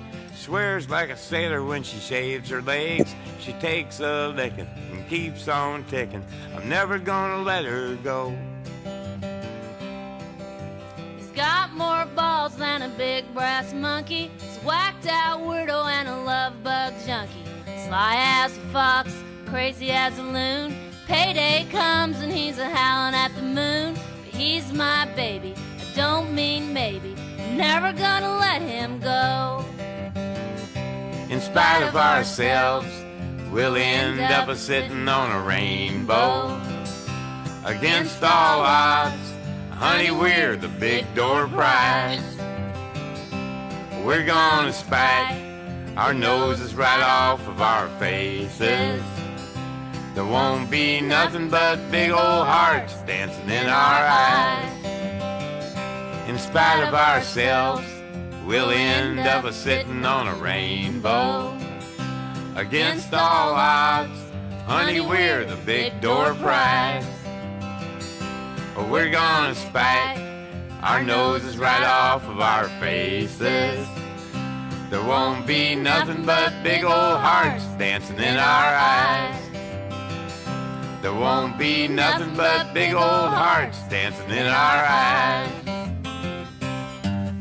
In spite of ourselves. Wake up, it's a brand new day. And welcome back. Fourth and final segment of the IRONWORX kicking off right now. I don't know what all this noise is coming out, so I just take everything down. Good stuff. Yeah, that was awesome, man. Thank you. I haven't heard that in Cone's age. Yeah, it's been a hot minute. Forgot I need to listen to some Irish Dement. Maybe I'll do that after I listen. I hear she's quite a hellacious, like a great live show is what I remember years ago, her hearing or seeing for some reason, looking into John Prine and stuff. And yeah, I'm sure there's some YouTube, maybe, who knows? I suspect so. Shout out to Austin Thompson of the Melodome fame, having finished Fallout. I think came to the same conclusion I did. Vault-Tec is BlackRock. I saw that. Yep, just something to think about when we have all this war and fear-mongering going on in the news. Follow the money. What'd you say, Zach? Oh, nothing. I was saying that I finished Wildlands. Fucker. I got so much to find. Me too. All the story missions are done. I still got some odds and ends to collect here and there as far as points and stuff like that. But the main story, I got you. Yeah, main story. I've done every mission, all of them. Like when you zoom out on the map, it's all red now. All the characters. Yeah, it was pretty cool. Cool game. I started the second one last night. That one's way different. It is. It's, I mean, those similar. drones do. Oh, just wait. The drones get ridiculous. Cool. Yeah, I wasn't really following the story mission. I think I was going to places I wasn't supposed to be. You find There out was quick. like You don't generally last very long in those places. I was going to say, I usually know when I'm in a place I'm not supposed to be on that game. The purple guys let me know really quick. Yeah, this other one, Walter's different, dude. There's just like RoboCop 2 drones. You know, those big. Oh, that's crazy. Yeah. The tank with the Gatling guns and all that. Yeah. Uh-huh. It's different. I'm learning. Cool, I'll check it out. Cool games. I like that Very prone cool. camo, where you can just go prone and cover yourself up. That's pretty good shit. Yeah. Drones can't see Yeah. it. Motherfuckers just walk right up on you. Unless they step on you, they will never see you. Yeah, very neat game. I was sitting there In other playing, gaming news, just thinking, man, this would suck if you had to live like this. You know, constantly worried about, you hear something flying over. Like, you know, I'm outside working in the yard. I hear something flying overhead. I don't give it a second thought. I might, if it's flying low and if it sounds big, I might, you know, try to get a glimpse of it.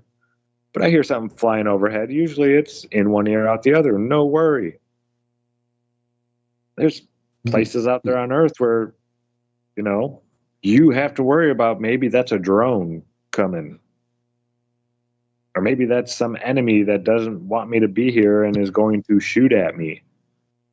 Yeah, it's just a crazy thought to live like that. Like, immerse yourself in the game to where, you know, you think about it like, God, imagine if this was really life. Like, Zach, though, in my mind, the scene would play out where if that kind of drone is coming for you, you're never going to hear it. No, these are big drones. You know, they have the small ones that don't make much noise, but these are drones that carry Predator missiles. You know, this is big, like a military type drone. So you're going to hear it. It's a jet. Yeah, okay. But yeah, just that or a helicopter flying over, you know. I hear that, you know, once every couple weeks we have the big military chopper that'll fly over. I don't give it a second thought. Like, yeah, oh, that one was loud that time. That one kind of shook the house. They must have been flying low. Stuff like that. But never do I think hide, you know. Go somewhere and hide and make sure that that thing cannot see me in any way, shape, or form. Yeah, it's weird putting yourself in that position. And when you think about it, there are people who are living like that right now, you know. It's crazy. I'm very blessed, very blessed. I get to turn the game off and not live like that anymore, you know. Yeah, puts the world into perspective. It really does when you imagine things like this are actually going on this plane somewhere right now. Yeah, I just feel blessed. I'm very lucky to be sitting where I am. Here, here. I had a couple thoughts when we were talking about movies, if I can jump in. I remember seeing like this scene for the first time. It was the movie Dazed and Confused. And it was this cinematic, you know, this photo, you know, the director of photography or whatever, you know, that guy. They were on a conversation with, you know, two characters, and then the camera just moved away ever so subtly and slowly and left that conversation and then went to the next conversation. You know, if you know anything about Richard Linklater, I think that he is the godfather of everything that's about nothing, right? There's no linear, it's just random conversations, just moments in time. And I saw the transition of time, and I saw the previous characters that were having a conversation that I was listening to that then faded off and disappeared. And then in my mind, I knew that they were still having that conversation off screen. You know what I mean? I imagined that that world was still going on, but it was no longer on the screen I was watching. And for me, that was just this really magical kiss of cinematic just majesty. I thought it was brilliant. I loved it. There's nothing more satisfying to me than a good transition. I mean, even a simple J cut or L cut, when done well with the right context, is fucking beautiful. There's I'm wondering, do you watch? Okay, I watch a reaction channel called James versus Cinema, and he's an art school or film school graduate, and now he's just making his living as a film critic, right? And I love him. I think he's amazing. But yeah, he'll be like, "Oh my God, that was an amazing cut," you know, all that stuff, man. I love it. Yeah, when I listen to music, I'll hear a band and they'll do, for me, it's a rhythm change. You know, like they'll pause, they'll be playing a certain way, a certain rhythm, then they pause and then the drum does a boom. And then all of a sudden they all break into another rhythm, like perfectly. Yeah. You realize how easy that is to do as a group.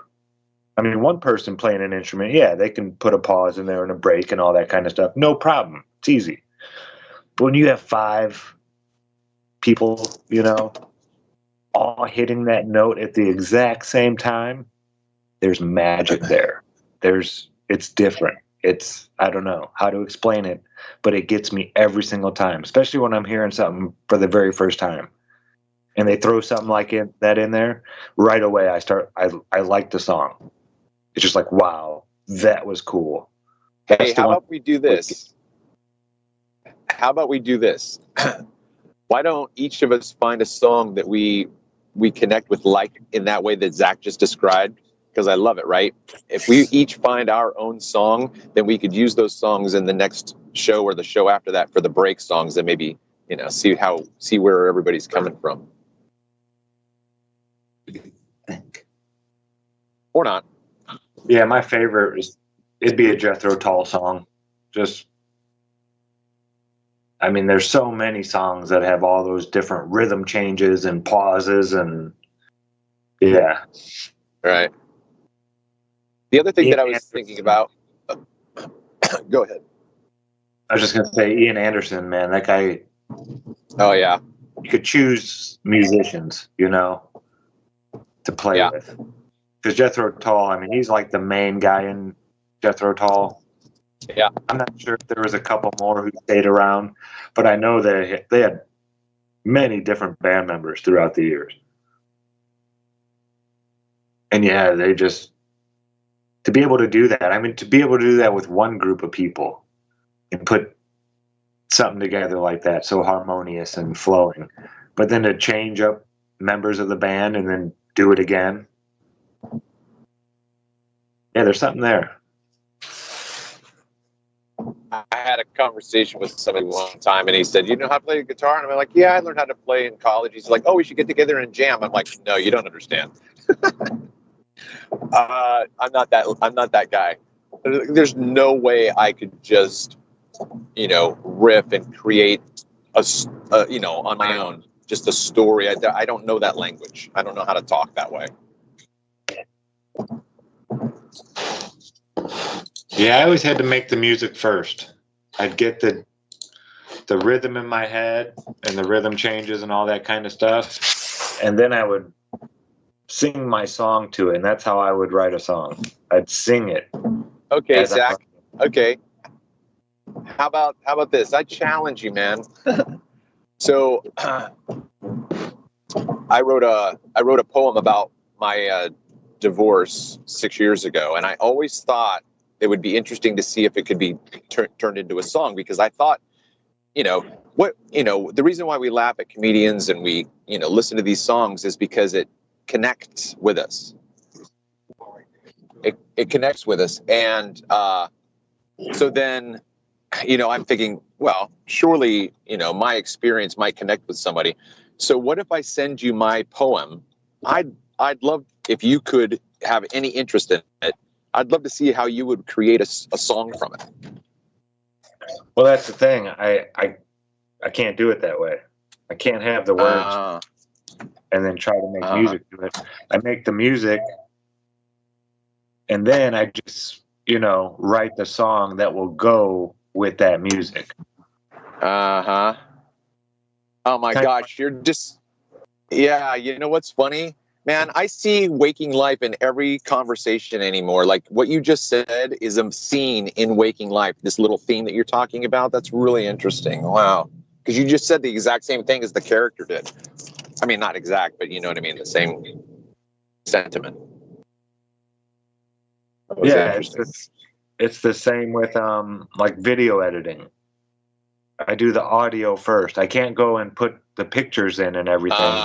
And then audio to it. I write the audio first, and then I go find all the pictures and stuff like that. And Yeah. I totally know what you're doing because I'm the exact opposite. Exact opposite. Yeah, everybody has their way. Yeah, it's just how my brain works. I've tried doing it the other ways, but it never worked. I've written because I used to write poetry a lot. My mid-teens to early 20s. Yeah. And I've never made a song out of any of them. I got about 30 of them I still have saved. And I've never made a song. You know what I find What I find interesting right now. Oh, sorry. No, go.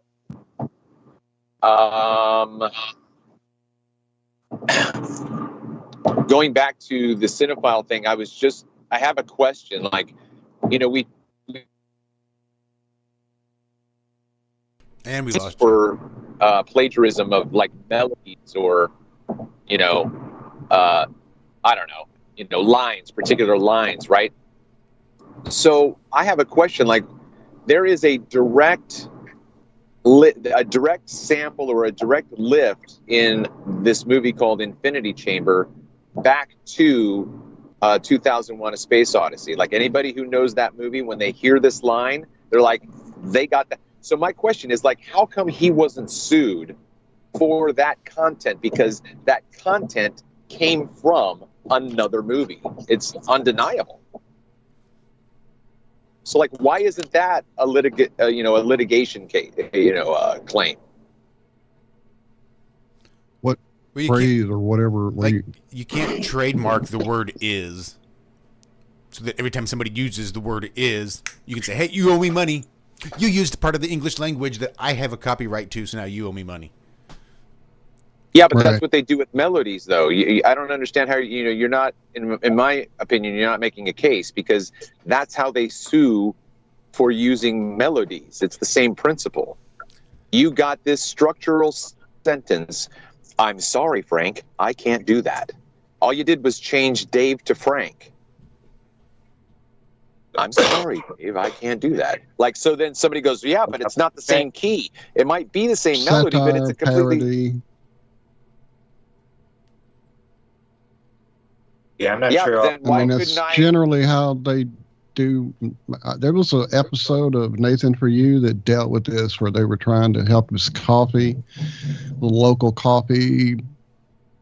That was his whole shtick, was he would be a business helper, and it was really just a way to make fun of people on camera in a very dry humor way. But this thing he came up with for this local coffee place was to change their name and use a logo that everybody would instantly recognize and go to. And so they decided to use the Starbucks branding.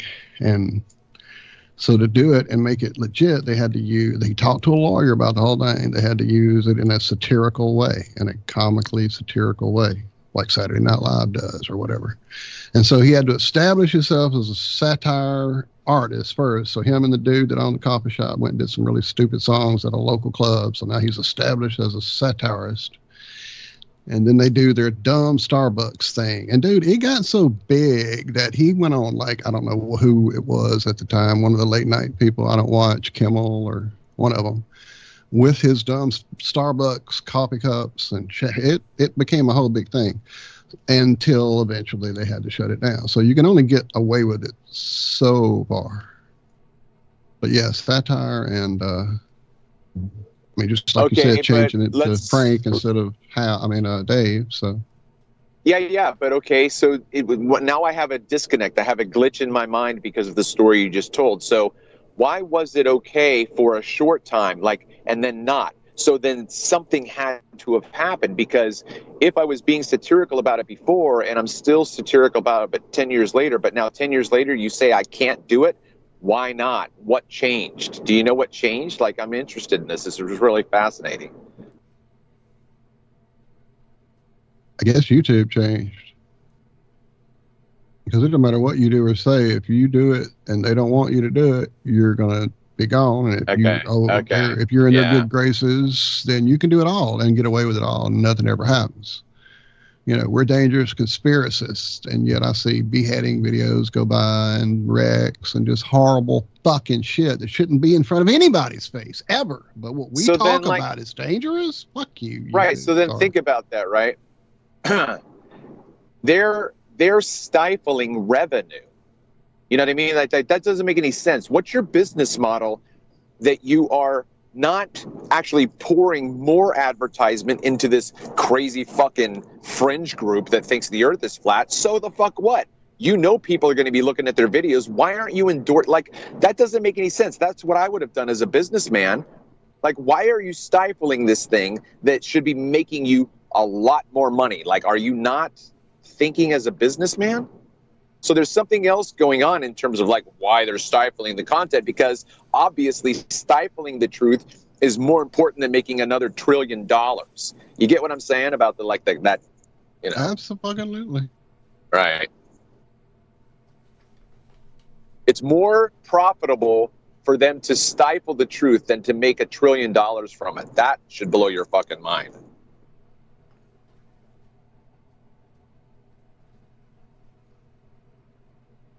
And it does, quite frankly. I mean, when you see it in everything now, it was nowhere, and now I see it in, I'm probably already told you guys, there's some show she watches about a school, I can't remember the name of it, and they had hired a new, I don't know, principal perhaps, and he got up for his acceptance speech and started talking about this great flat earth of ours, and they're all looking at each other like, oh shit, what the fuck? So it's that prevalent now. But yeah, they don't want to make the money. That makes no sense.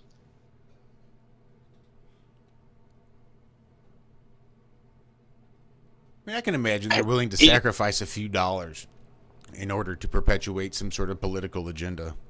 I mean, if they're willing to sacrifice integrity, surely they're willing to sacrifice a couple bucks. I mean, think about it, guys. If the five of us got hired by some independent film company and they said,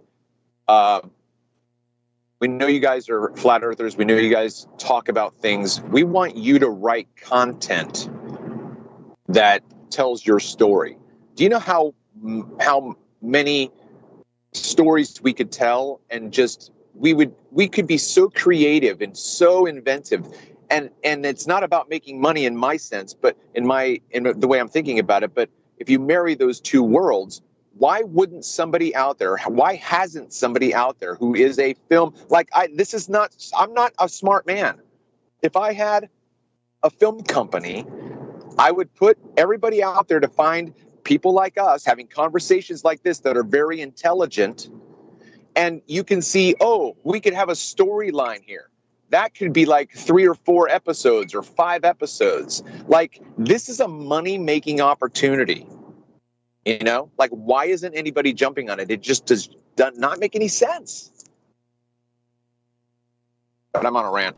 Because they've got away the possible lack of income, loss of income that will probably occur from other advertisers if they start allowing it, versus the potential what maybe might be income by allowing it to go through.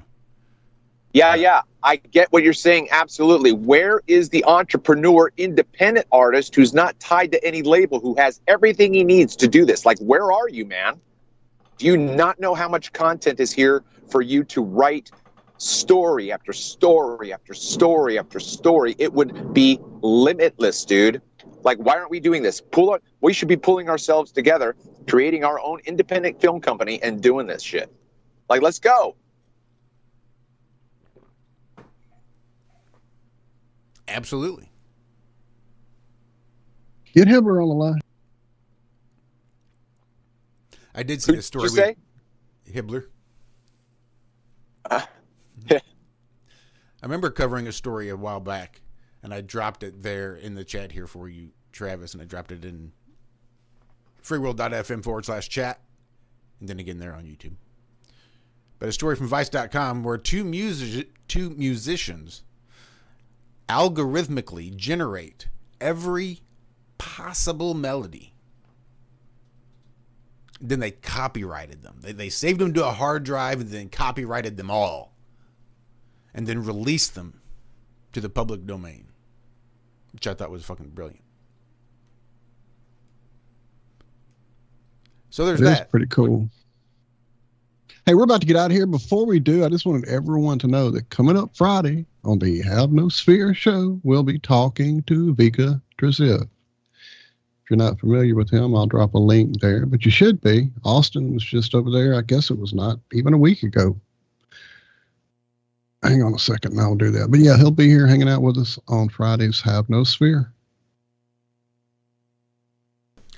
That's going to be good.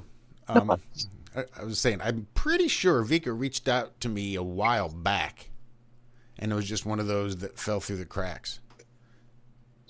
It's like he's got one of those very unique looks about him, and I'm pretty sure that it's been several years since he's reached out, but I'm pretty sure he did a while back. And I just want another one of those balls that I've dropped, so to speak. But thanks for hanging out with us this morning, everybody. It's been a hell of a show. Goes by faster than it should. But we will be back again on Friday morning for more of the IRONWORX. Right here on freeworld.fm. You can also find us over there on the YouTubes, on the ironrealmmedia YouTube channel. Because I appreciate the hell out of all you. Feel free to hit subscribe. We're like 35 or 45, 39, something like that. We just can't seem to break it. But we love you guys. Have a great rest of your week. Be good, be well. Do good and do it well. We love you. Bye-bye. Love you.